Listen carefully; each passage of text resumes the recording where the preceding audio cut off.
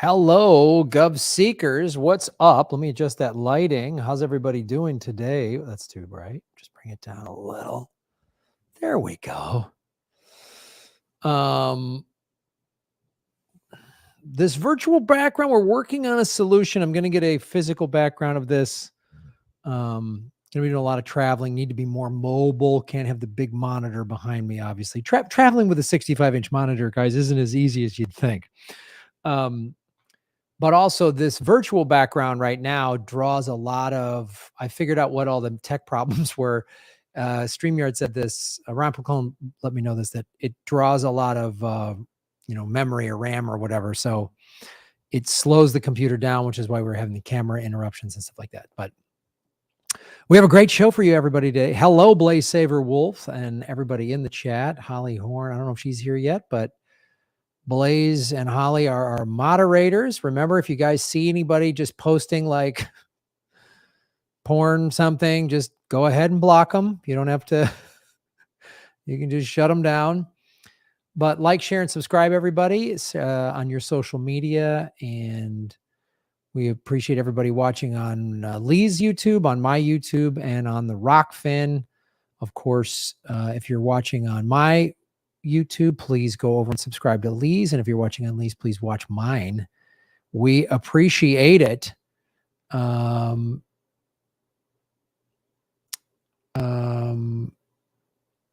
Like he has art prints. Yeah, that's what I did. So I'm getting this. What I did is I just ordered it yesterday.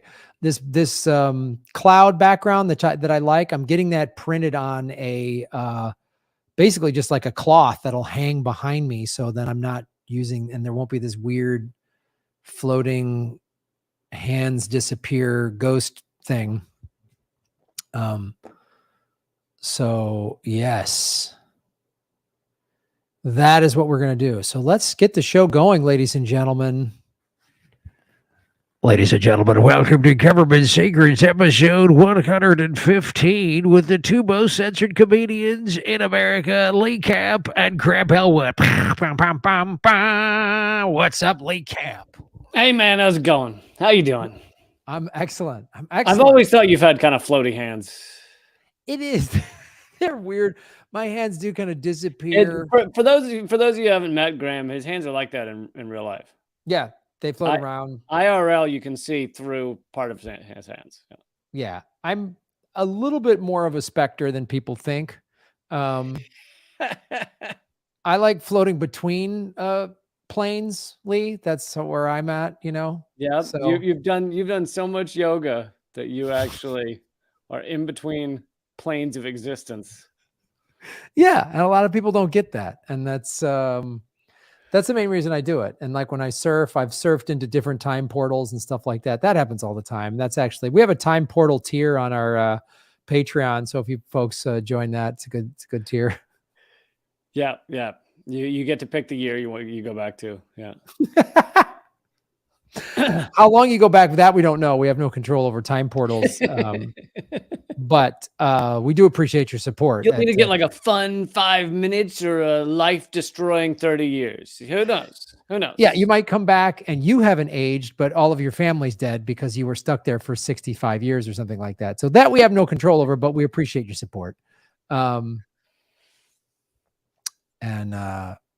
Yeah, that's somebody in the chat said I'm a yogi and ask if I can shoot fireballs. Yes, I can. That's why my hands disappear like this, is I have the ability to shoot fire. Right. I loved your character in Mortal Kombat. Yeah. Have you been watching The Last of Us on HBO? Fuck no, man. I am not gonna watch we're in the end times. I don't need to watch the end times. I know, it's so look out the window. It is like I'm looking at like there's so many shows out there that are about some post-apocalyptic society collapse. Like, why? I just need to drive down the streets of Los Angeles to see that that's happening, to just see all of the boarded up businesses and the tent cities, and everyone's just on their last legs, just running a red light, just craziness. So yeah. So yeah, I have not gotten into that one, nor most of the other end times movies. You should. It's fun, Lee. If you're having a bad day, there's nothing like watching apocalyptic. I think that's what stopped me from ever getting into The Walking Dead. I'd watch like one episode, and it's far more about like, oh, those people that are not zombies decided to eat those other people that are not zombies, and it's like the zombies are kind of a side thought. It's really more about that guy's decided to make that woman a sex slave or something. Yeah, that's the thing too. It's like it's not even it's just like, oh, when society collapses, then human beings will really become even worse than they already are. And yeah, I was like, I got to stop watching this because it's too negative, and it's just gory and brutal and violent, and that's all that's on to watch now is just some brutal mafia crime. It's always just like The Sopranos in Tulsa, The Sopranos at the beach, everything. They just took Sopranos and just It's put not it true. everywhere. You can watch Secession, and it's sociopaths who say funny lines every once in a while. Yeah, I know. There's no show about, oh, here's all these good people doing something cool. There isn't. Dude, I watched a few episodes of Yellowstone, and it's like Cowboy Sopranos is all it Yes, is, and that's all they do. and like the guys maybe I already said this to you, I can't remember, but the guys you're supposed to be rooting for, they've already killed 5 people by the 3rd episode. It's like, so wait, we're rooting for the murderers? Is that the same as? I watched Tulsa King, and you're rooting for Sylvester Stallone, who's this brutal mobster, and it's written by Taylor Sheridan, and it's well acted and all that stuff, but you're just like, yeah, I hope. It can't. You said well acted with Sylvester Stallone. I don't know if that was a miss. Did you misspeak? Yeah, I was having mic trouble. I'm sorry. I had my mic cut out. I mean, he was doing Sylvester. He's doing quite well. Doing Sylvester Stallone. He was doing Stallone, yeah. But all the other people around him are doing a good job or whatever. But you're just like. Then I tried to watch Mayor of Kingstown or whatever, and that's just Jeremy Renner, really good actor, but just again brutal, just crime boss, whatever, corrupt, kill everybody. Just set this guy on fire in prison or whatever they're doing. Just so well, the new algorithm for television shows is you don't want to go more than 3 minutes without someone's house blowing up. So without a body being dropped somewhere. Right. Or blood or a gunshot or something like that. So yeah. It used to be up to the 90s, it was either blood or tits. Now we've become like aware that the showing tits every 3 minutes thing was kind of offensive. And so they don't do that anymore. So now it's just murder. It's just, yeah, I know. That's great. It's just, look, tits is a bit, it's kind of gross. We got kids in the room, murder and rape. Yes. That's America's hypocrisy. We can't show a boob because we don't want the kids to freak out, but we'll show them how to like set a guy on fire in his own car or whatever. That'll be good. Well, if you're going to chop a human body up, you want to go with the grain. Don't try and go against the grain. Yeah. I don't want some woman to be topless while we're chopping up a body. That would be offensive, So, all right. What last shred of my criminal TV shows are you going to ruin today, Lee Camp? Eyewitness testimony. Oh, segment number 1. Now eyewitness testimony isn't even valid anymore. Graham slowly, quietly rips up his Olivia Benson poster. I know. That's like every Law and Order is just ruined. So for those who don't know, this has been an ongoing series. This has been our longest series ever. This is number 6. For those who don't know, Lee's mad at me and he's trying to ruin everything I like by killing any of my. I think this is episode 6 of how the cops are full of shit. And we've already torn apart, and this is a government secret because this is important in allowing the state to arrest whoever they want and to put innocent people away. So we've already torn apart bite mark science, spatter, blood spatter, arson science, lie detectors, and there's probably another one I'm forgetting. And now we're on to eyewitness, fingerprints, and now we're on to eyewitness testimony. Now, I suppose there are different of the ones we've talked about. There's different levels of bullshit. There is the full and complete bullshit. Finished. It's in a museum. Total bullshit, like bite mark science. Then there's yes, there is some legitimacy, plenty of legitimacy to it, like fingerprints, but often they are viewed as far more legit than they should be, and they're still used to convict innocent people. So that second category is where eyewitness testimony fits in. It's not that everything people have ever seen is wrong. People are right plenty of the time, but plenty of times. But it's the amount that it's used and how reliable it's seen as. So this is coming from Scientific America. In 1984, Kirk Bloodsworth was convicted of the rape and murder of a 9-year-old girl. I don't think his last name helped him in that trial. No, that's just Kurt Giltyson. Kurt Severed Head McGee. Kurt Body in the Trunkerston was... Yeah. His last name got changed when his family came through Ellis Island, you know. Yeah, well, his grandfather's name was Kurt gonna do life in prison, but then they changed it to Gilterson or whatever. So, convicted of the rape and murder of a 9-year-old girl and sentenced to the gas chamber, an outcome that rested largely on the testimony of 5 witnesses. After Bloodsworth served 9 years in prison, DNA testing proved him innocent. Such devastating mistakes by eyewitnesses are not rare, according to a report by the Innocence Project.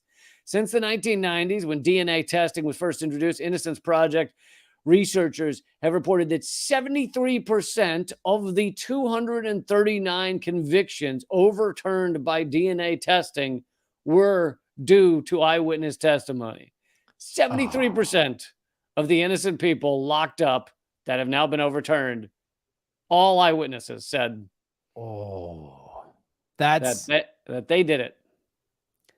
I mean, yeah, I mean, obviously you would need DNA evidence to overturn an eyewitness account. And again, this every one of these segments that you've done, it always comes back to the same foundational problem in our judicial system, is just this: got to get a conviction, got to find a bad guy. So, you know, and I don't know that this is every case of these 73% of them overturned, but I'm sure a fair amount of them were. I saw a blonde guy that looked about 6 feet. You sure? Could he have been 5'9"? Yeah, I guess. Okay, that's our man. Got him. Eyewitness, you know, like how they steer somebody, you know, because again, if something happens quickly, like how many times in a day does something, and you know, sometimes you see something clear as day. I saw this happen right in front of me. The guy was okay. Great. But when it's happening quick and you're not sure. And as we're going to get into, it's even less reliable when tension and stress is high, which is almost always in every one of these incidents when you saw a murderer, you know, or whatever. So, but of those 73%, 1/3 of those overturned cases rested on the testimony of 2 or more mistaken eyewitnesses. Of those false identifications, 41% involved cross-racial misidentifications. 221 of the 358 people were African American. So there is a factor of it that is more often white people saying that a specific black person did it when it is not that black person. Who'd have thought that there would have been a racial motivation in something involving America? I know. I really thought this was going to be the one where race does not play a role. Oh, America. Thank you for never disappointing. Eyewitness identification typically involves selecting the alleged perpetrator from a police lineup, but it can also be based on police sketches and other methods. Soon after selecting a suspect, eyewitnesses are asked to make a formal statement confirming the ID and to try to recall any other details about the events. At the trial, which may be years later, Eyewitnesses usually testify in court because individuals with certain physiological disorders, such as an antisocial personality disorder and substance dependence, are at high risk for criminal involvement. They are also at heightened risk for false identifications by eyewitnesses. But the years later is important, because if someone has misidentified someone in a lineup or whatever, sometimes the cops show photos to people. Is it that guy? Is it that guy? Is that guy? If they misidentified them, then they have months or years to then firm up that false memory. So they see the guy in the lineup. Now in their memory, that becomes the guy that did it, and it repeats in their mind over and over. And now by the time years later, they are 100% certain that's the guy. Like, the memory firms up. Right. And what this article in Scientific America leaves out is that because we have a racist policing system, the police will often show an eyewitness photos of people in the neighborhood that they simply want to lock up.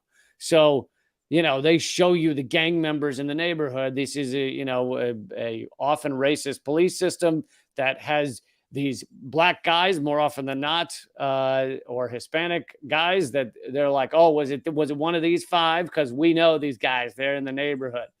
So then you have a cop gently pressuring eyewitnesses. And usually, most people trust the cops, especially most white people. So if a cop is saying, hey, was it one of these three here? Because, they're around and they like to shoot guns. And like, now that person thinking, well, if the cop says it's like likely one of these three, then I guess it is. And then that photo imprints on their memory over and over. And the cops a lot of times will just lean into that, like, well, this guy's guilty of something, even if it's not this crime. I mean, I know he's done some other ones, so we might as well just get him for something. Might as well just get him for something. Get him off the streets. And some cops there's even cops that have admitted to that, well, it's good to get him off the streets either way. Like, doesn't matter whether he did the crime or not. Yeah. Just lock him up for something. So then the article says, uncritical acceptance of eyewitness accounts may stem from a popular misconception of how memory works. Many people believe that human memory works like a video recorder. The mind simply records events and then on cue plays them back. On the contrary, psychologists have found that memories are reconstructed rather than played back each time we recall them. The act of remembering, says eminent memory researcher and psychologist Elizabeth Loftus of the University of California, Irvine, is, quote, remembering is more akin to putting puzzle pieces together than retrieving a video recording. Even questioning by a lawyer can alter the witness's testimony because fragments of the memory may unknowingly be combined with information provided by the questioner, leading to inaccurate recall. Yet again, this article leaves out that the questioning from the police often guide people to witness something specific. So then they get into, and this study has been done by multiple researchers and shown the same thing. And I love this study of memory. Basically, researchers have created false memories in individuals without much effort. In one well-known study, they gave subjects written accounts of 4 events from their childhood, 3 of which had actually happened, they had actually experienced. The 4th story was fiction. It centered on the subject being lost in a mall when he or she was between 4 and 6 years old. A relative of the person, unbeknownst to them, had given details to the story so they could make the false story seem more real, like what type of mall it was that they used to shop in, etc. After reading each story, subjects were asked to write down what else they remembered about the incident or to indicate that they don't remember it at all. Remarkably, a third of the subjects reported partially or fully remembering the false event that did not happen in their life, in their own life. Wow. Well, a third. This is crazy because I actually did get lost in a mall when I was in that age group, 4 to 6, and everyone got mad at me. But now I'm just wondering, did the police just plant that memory into my brain? I actually planted it last week as a bit of a test, Graham. I remember it was this mall, and I remember, I just wandered off, and then they couldn't find me for like an hour, and everyone was flipping out. And I think I got in trouble, even though it's definitely the parents' responsibility for not keeping track of their own kid. Would you like us to bring someone on that you can confront over this? Or? I have so many of those stories. I got into a liquor cabinet when I was 5 and got drunk, and that story was always told in my family, like, "Oh, Graham was up to no good." And then finally, like decades later, as an adult, I went, "Hey, wait a minute, who was watching the 5-year-old? Who let the 5-year-old get into a liquor cabinet?" Totally. Yeah. That fucking 5-year-old, he's no good. He's a drunk. Kid, typical, just typical. Graham into trouble. So yeah, a third remembered that this false story happened. And keep in mind, it wasn't like they were like browbeaten into it over hours. This is just a piece of paper that lists this false story. In 2 follow-up interviews, 25% of the 25% of the total number of people still claim that they remembered the untrue story, a figure with similar studies. So it's not that tough to get people to remember something that didn't happen. is what is the conclusion we come to. The Innocence Project has proposed legislation to, now here's where you get into how great America has done since they realized that eyewitness reports are. Let me guess. Once they realized it was wrong, they immediately corrected it, fixed the problems, admitted fault, and let people go. Right?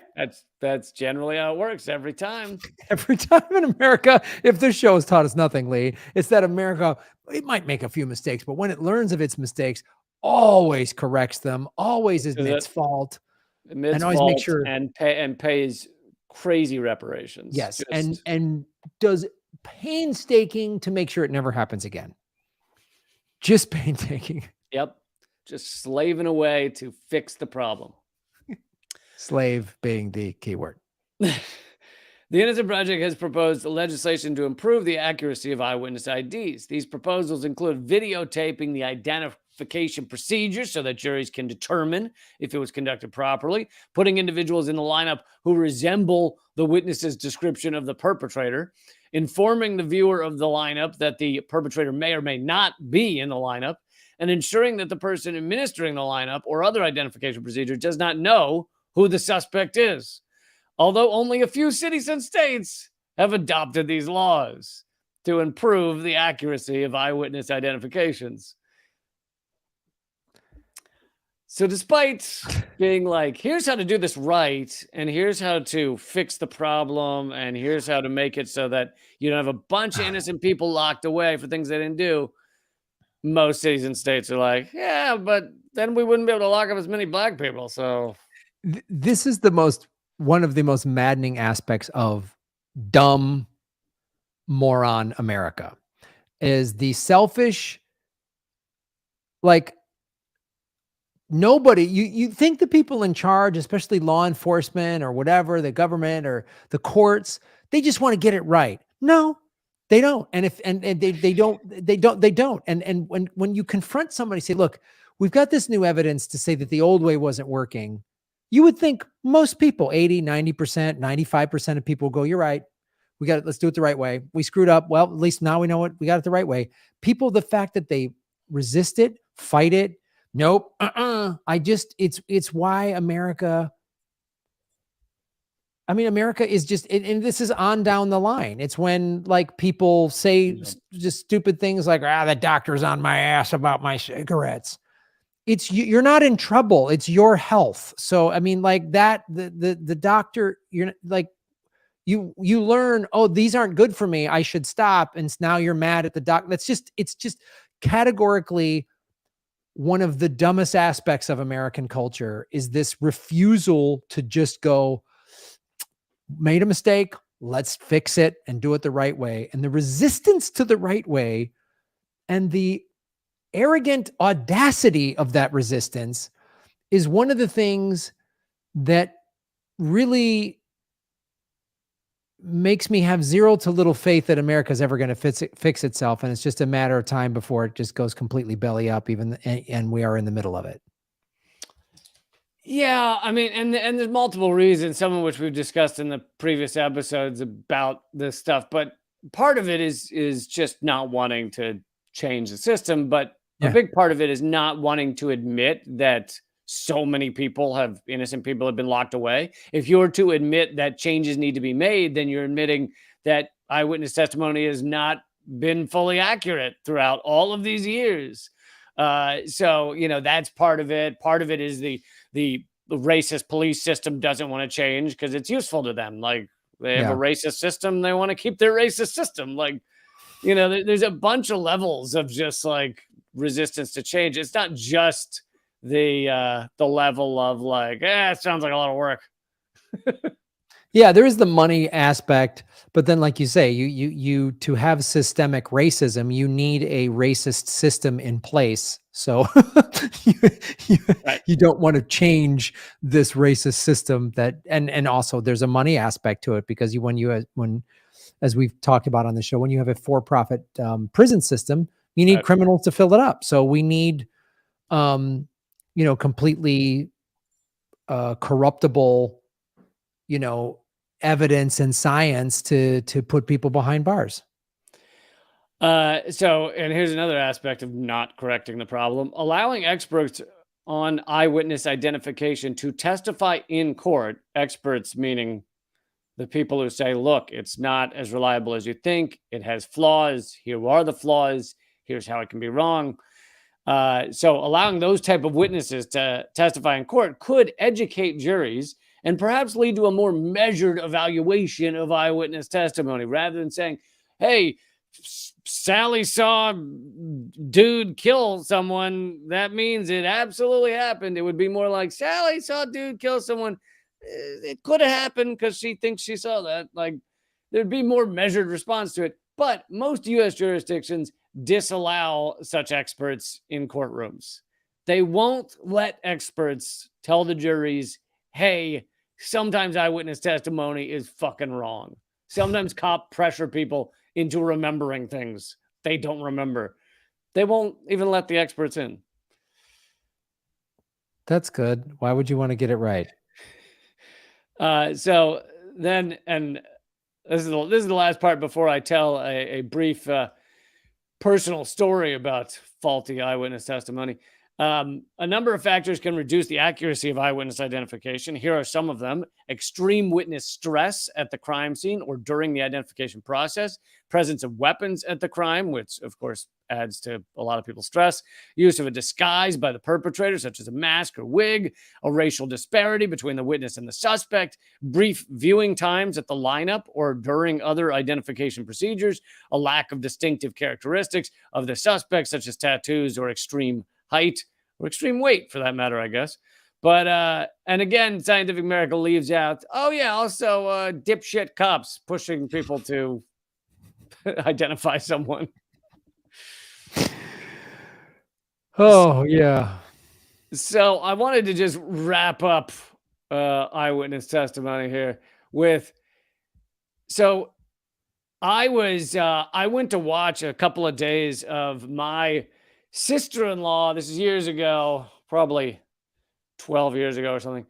My sister-in-law was a defense attorney, and she was defending a guy in Manhattan in a murder suspect. They had accused him of murder, and he'd already been in prison for 3 years during the trial. The first trial was a hung jury, so they kept him in there while they did the second trial. And between that time or during that time, they got DNA evidence from the gun that showed that he wasn't the one who did it. But the corrupt judge and the corrupt system in Manhattan threw out the DNA evidence so that the prosecutor could continue to try and convict this guy. And the prosecutor is like, was one of the most cutthroat, basically get a win at all costs, didn't matter whether the person was fucking innocent or not, type of people. Apparently he was the model for the fucking asshole prosecutor in Law and Order SVU. Like, they followed him around to like craft that character. Anyway,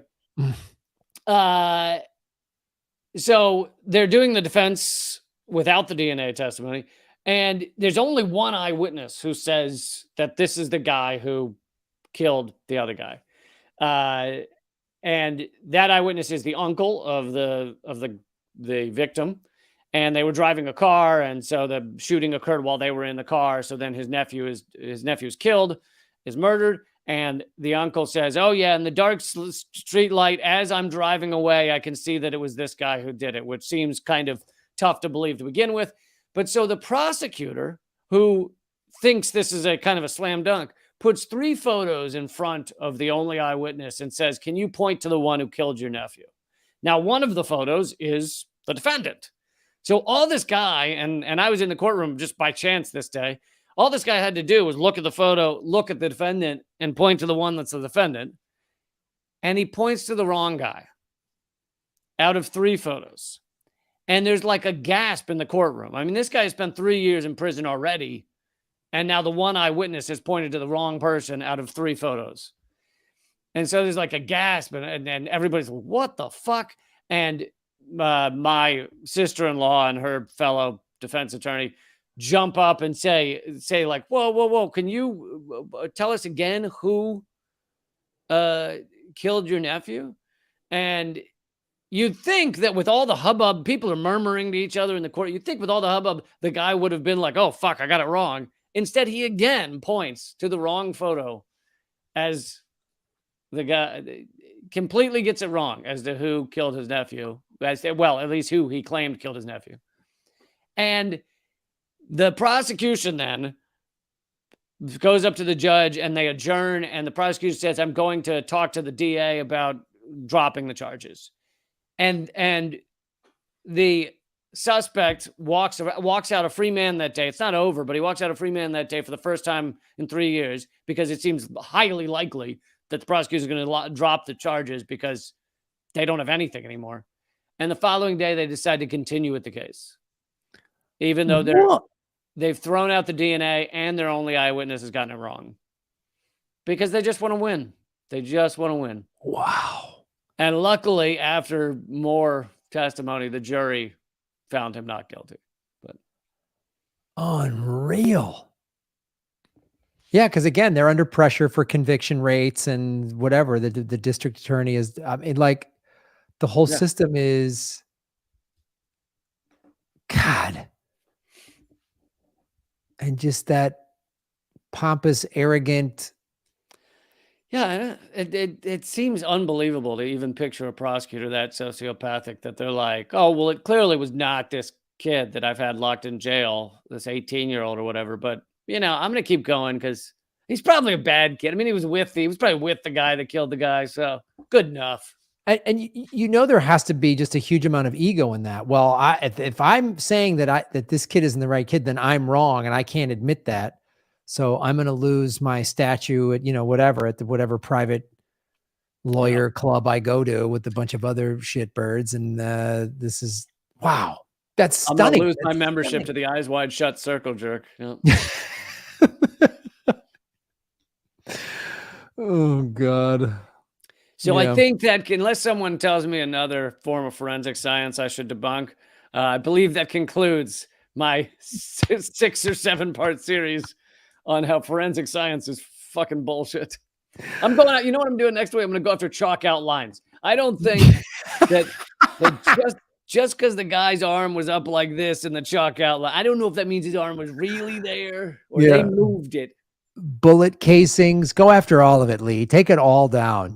Police dogs, like all of them. Just go after all of it. Oh, don't even get me started on police dogs. Oh, they're a bunch of hopped up psychos, those police dogs. All right, well, that's the end, we think, of Lee Camp's criminal investigation. Ruining Graham's TV and movies. Like, all I can watch now is sports documentaries, thanks to Lee Camp. That's all I can watch now. It's just like, oh, Bill Russell. Well, if you don't want to learn the truth, I wouldn't watch that one about Lance Armstrong.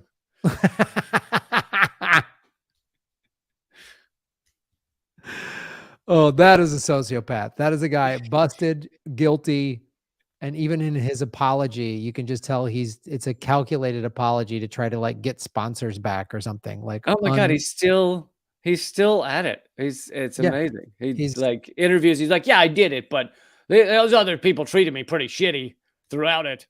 But yeah, because you were lying. more than anything else, my thing is just how many fucking tens upon tens upon tens of millions of fucking plastic armbands are filling our oceans right now. That's on him. You know how many porpoises are breathing those things right now?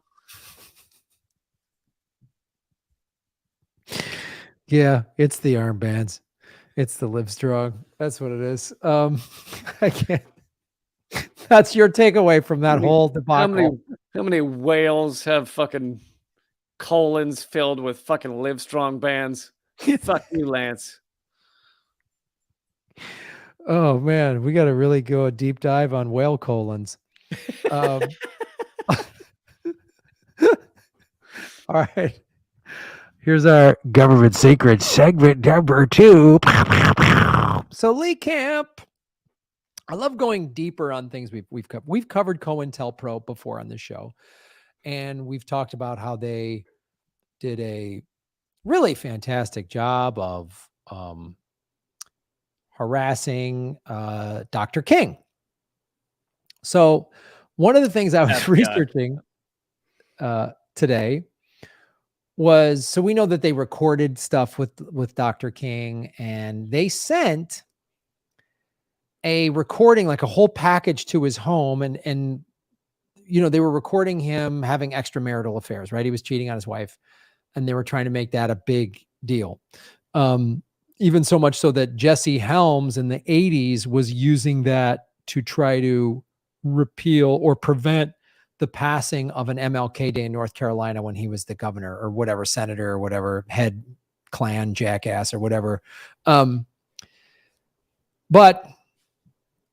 I found today that they sent Dr. King a letter, and I'm going to read it basically. And it's definitely an FBI sort of double talk, but MLK admitted he thought this was them saying you should kill yourself. Like, this is how big of a threat. Yeah, and many people have had the same reading, that this was the FBI trying to get Martin Luther King to kill himself. So on November 21st, 1964, a package that contained the letter and tape recording allegedly of King's sexual indiscretions was delivered to King's address. Although the letter was anonymously written, Martin Luther King Jr. correctly suspected the FBI sent the package. Coretta Scott King said the tapes comprised only mumbo jumbo. The letter does not specifically or specify precisely what action is urging King to undertake. King understood the letter as advocating that he commit suicide, although some have suggested it was merely urging him to decline the Nobel Peace Prize or step out of leadership. So this came about because on March 8, 1971, an activist group called the Citizens Commission to Investigate the FBI burglarized a local. See, wow, that's his activism right there. They burglarized the local office of the FBI in Medea, Pennsylvania, and stole classified documents. Part of these documents revealed a secret FBI operation called COINTELPRO, as we have discussed. Those documents were later sent to newspapers and members of the United States Congress. During the Church Committee hearings and investigations in 1975, a copy of the suicide letter was discovered in the work files of William C. Sullivan, Deputy FBI Director.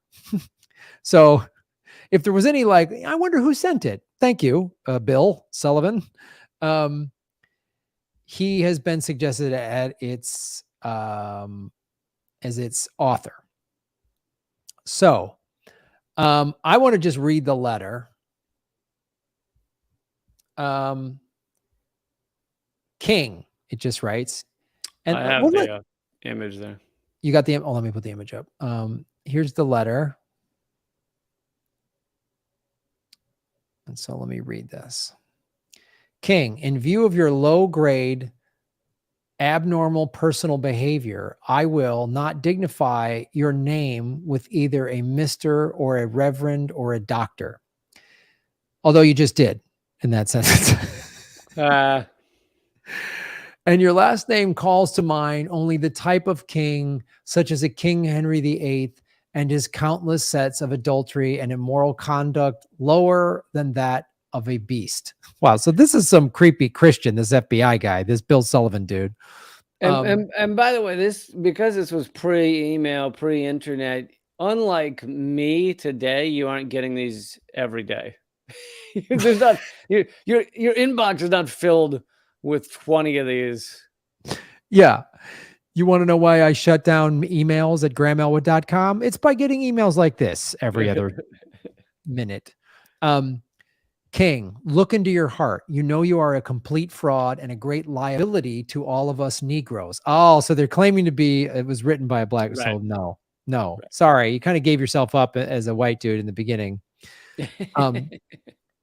White people in this country have enough frauds of their own, but I am sure they don't have one at this time that is anywhere near your equal. You are no clergyman and you know it. I repeat, you are a colossal fraud and an evil, vicious one at that. You could not believe in God and act as you do. Clearly, you don't believe in any personal moral principles. King, like all frauds, your end is approaching. Oh, there's a threat. You could have been our greatest leader. You, even at your early age, have turned out to not a leader, but a dissolute, abnormal, moral imbecile. I love these old-timey insults. We will now have to depend on our older leaders like Wilkins, a man of character, and thank God we have others like him. But you are done. Your honorary degree, your Nobel Prize, what a grim farce, and other awards will not save you, King. I repeat, you are done. Actually, I feel like that sentence negates those who claim it's to turn down the Nobel Prize, because he like throws it away in a line with 3 other things, your Right. honorary degrees, your Nobel Prize. Like if that were the main goal, it would have been front and center, I feel like. Yeah. Like, yeah, I agree. That's just like, oh, you got your little, it's just demeaning the fact that he got the Nobel Prize and he wasn't worthy of it. It's not really telling him to not take it. Little did this FBI man know that the most demeaning way, the way to most demean the Nobel Prize was to give it to Obama. Yeah, and then have him drop more bombs than Bush. That's the best way to demean it. Yeah. No person can overcome facts, not even a fraud like yourself. Lend your sexually psychotic ear to the enclosure. Sexually psychotic. Wow. You will find yourself and in all your dirt, filth, evil, and moronic talk exposed on the record for all time. I repeat, no person can argue successfully against facts. You are finished. You will find on the record for all time your filthy, dirty, evil companions, male and females, giving expression with you to your hideous abnormalities. I mean, this sounds like a FBI Mad Libs. Yeah. They're just like, you and your dastardly, evil, farty pants, Mississippi, dragon face. It reads like if this were to be sent to like a newspaper during the hunt for like a serial killer, this is like, oh, this is a whack job. This is what it reads to me. I mean, like if you ever watched that movie, oh, I'm blanking on it now, about the Zodiac, about the Zodiac killer. This reads like those letters he would write to the San Francisco Chronicle that was like, right. You filthy pigs, I will find your uneven truths and you will be, whatever. It sounds Nutburger manifesty is what it is, how it's reading. And it sounds like all your abnormalities. So you can tell the guy who wrote this is a pervert. He's got some creepy stuff that he feels guilty about. You know what I mean? Right. Like whoever wrote this stuff. Let's see. And some of them to pretend to be ministers of the gospel. Satan could not do more. What incredible evilness. It is all there on the record. Your sexual orgies. Listen to yourself, you filthy, abnormal animal. You are on the record. You have been on the record. All your adulterous acts, your sexual orgies extending far into the past. This one is but a tiny sample. You will understand this. Yes, from your various evil playmates on the East Coast to that's redacted, and others on the West Coast and outside the country, you are on the record. King, you are done. The American public, the church organizations that have been helping Protestant, Catholic, and Jews will now know you for what you are, an evil, abnormal beast. But he really says abnormal a lot. So will others. Whereas writing a letter like this, totes normal. It's this is totally what a normal person would do. Write this insane letter. Yeah. Totally. King, you are the only one thing left. King, I'm sorry. King, there is only one thing left for you to do. You know what it is. You have just 34 days in which to do. This exact number has been selected for a specific reason. It has definite practical significance. You are done. The other thing is, you can also know this is not trying to get him to turn down an award or a prize or whatever, because you would just say that. Whereas if you're trying to get someone to kill themselves and you're the FBI and you don't want it to be documented in a letter that you told them to kill themselves, you'd beat around the bush, which is what he's doing. Right. Like if he would just, if it was like turn down your Nobel Prize, he would have said, you need to turn down your Nobel Prize. Yeah. And there would just be a more direct threat, like turn down your Nobel Prize, or, something's going to there'd be some like threat, where this last line, this last paragraph is very much the take your own life. It's what it's saying that, right? It's talking right around that. When it says there's only one thing for you to do, you know what it is. You have just 34 days in which to do. This exact number has been selected for specific reasons. It is a definite, practical, significant. You are done. There is but one way out for you. You better take it before your filthy, abnormal, fraudulent self is bared to the nation. So there it is. That's the FBI spending our tax dollars in the best way possible, sending a nutburger email to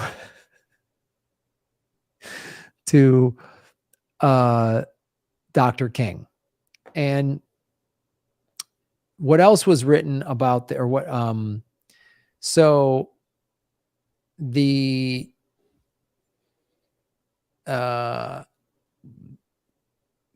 tapes have been sealed until the year 2027 and placed into the National Archives and Records Administration. Since 1977, attempts have been made to release the recordings in the United States Congress. This is where Republican Senator Jesse Helms from North Carolina in 1983 sought to reveal information about King in order to undermine the establishment of Martin Luther King Jr. Day. The Martin Luther King Jr. Records Collection Bill, which would designate King government files for presumption of immediate disclosure, was introduced in Congress by Democratic Representative Cynthia McKinney from Georgia in 2002 and 2005, by Democratic Senator John Kerry from Massachusetts in 2006, and by Democratic Representative John Lewis from Georgia in 2010, but never passed Congress. A copy of this letter is known to exist in J. Edgar Hoover's confidential files at the National Archives. So, and by the way, if anyone needs reminding, and we've done multiple episodes on this, MLK was killed by U.S. government forces. The only trial ever held on his assassination in 1999 found that he was not killed by James Earl Ray. He was killed by Lloyd Jowers and other government forces. And it seems like it was essentially the FBI working through what some called the Memphis Mafia, the Dixie Mafia, or whatever they called themselves. But yeah. Multiple Memphis police officers involved. Yeah, we did cover this on the show of how that's a huge government secret. And just to give everybody, just if some people aren't familiar with what COINTELPRO is, it's derived from counterintelligence program. It was from 1956 to 1971. It was a series of covert and illegal projects actively conducted by United States FBI aimed at surveilling, infiltrating, discrediting, and disrupting domestic American political organizations. FBI records show COINTELPRO resources targeted groups and individuals the FBI deemed subversive, including feminist organizations, the Communist Party USA, anti-Vietnam War organizers, activists of the civil rights and Black Power movements, specifically Dr. King, Nation of Islam, and the Black Panther Party, environmentalist and animal rights organizations, the American Indian Movement, or AIM, Chicano and Mexican American groups like the Brown Berets and the United Farm Workers, independence movements, including Puerto Rican independence groups such as the Young Lords and Puerto Rican Socialist Party, and a variety of organizations that were part of the broader New Left and white supremacist groups such as the Ku Klux Klan and the far-right group National States Rights Party. Also, the cast and crew of Gilligan's Island. It was totally COINTELPRO. Yeah. Gilligan had the highest security clearance ever. And yeah. So this was all part of that umbrella COINTELPRO. This letter, the attack on Dr. King and his ultimate assassination was all a part of COINTELPRO, as was part of the infiltration and assassination of Malcolm X. And by the way, as we head over to special extra content at patreon.com/government secrets, we will be talking about Malcolm X, but also there is an interesting update on the assassination of Malcolm X as of yesterday. Ooh, update. So go on over to patreon.com/government secrets. We'll be there live in a few minutes, but that's the suicide, the FBI asking MLK to kill himself letter. You heard it here first, folks, on Government Secrets, episode 115. So if you're watching this show, like it, share it, subscribe it. If you're listening on one of the audio podcast apps, please give it a positive review, thumbs up. All that stuff helps. And support our show by sharing it out there. And of course, if you can, all the bonus, there's 26. Today will be the 27th bonus segment. So if you sign up for Patreon right now, patreon.com/government secrets, you get all the archive of all the bonus content we have put on Patreon. You will get so boned if you head over there right now. Big, hot Government Secrets bonus. Thrust it into your face. So yeah, that's today. Patreon.com/government secrets. We'll be over there in like 5 minutes. And yeah, like you just mentioned, if you join up today, you will unlock all 27 extra segments. So yeah, check that out. Big update on Malcolm X.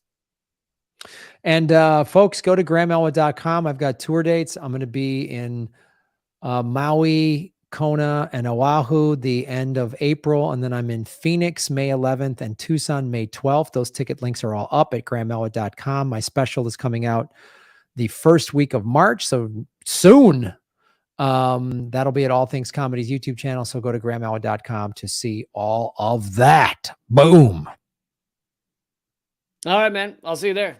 All right. Thanks, everybody. This has been Government Secrets, episode 115 with Lee Cap and Graham Elwood. COINTELPRO. All right, everybody. Thank you so much for watching and supporting our show. Thank you to Blaze Silver Wolf for thank you for hitting the like button. And thank you for everybody. Thank you for Blaze Silver Wolf and everybody in the chat. We appreciate it. Thank you for watching our show. We will see you over at patreon.com/government secrets. Thanks, everybody. Have a great weekend. Oh, I'll be live again Monday.